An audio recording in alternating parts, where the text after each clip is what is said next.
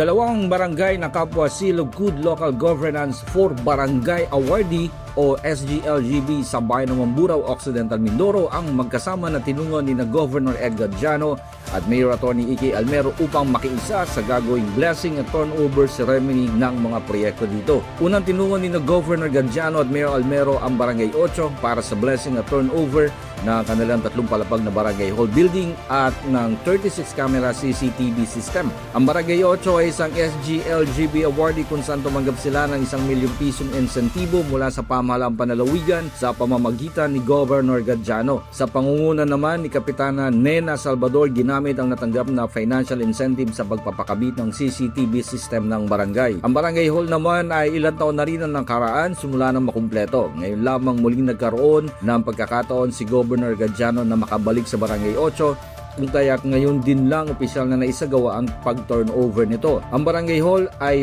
pinondohan din ng administrasyon ni Governor Gadjano. Mula sa Barangay 8 ay nagtungo naman sila sa Sitio Dapi ng Barangay Payumpon. At katulad ng Barangay 8 ay isa ding Seal of Good Local Governance for Barangay Awardee ang Barangay Payumpon. At sa pangunguna naman ni Kapitan Leonard Almero kasama ang mga opisyalis ng barangay ay pinili naman nila na gamitin ang natanggap na 1 million financial incentive sa pagpapagawa ng bahagi ng karsada sa Sitio Dapi bilang tulong na rin sa Farmers Association ng barangay. Ayon kay Governor Edgar Jano, nagsimula ang pagbibigay niya ng financial incentive sa SGLGB awardees noong ikalawang termino niya. Nagsimula niya sa 3 awardees, naging 15 at nitong nagdaang taon ay higit sa 30 ng awardees. Natutuwa naman siya dahil sa paglipas ng taon ay dumadami ang bilang ng mga barangay na tumatalima sa mga direktiba ng national government para sa maayos na pamamahala. At sa natitira niyang 2 taon bilang gobernador ay ipinangako niya ang patuloy na pakikipagtulungan sa mga komunidad para sa poverty reduction and poverty alleviation programs. Mula naman kay Mayor Atty. Iky Almero, hiniling niya ang patuloy na pagtutulungan at pagkakaisa ng pamahalaang bayan at ng pamahalaang barangay.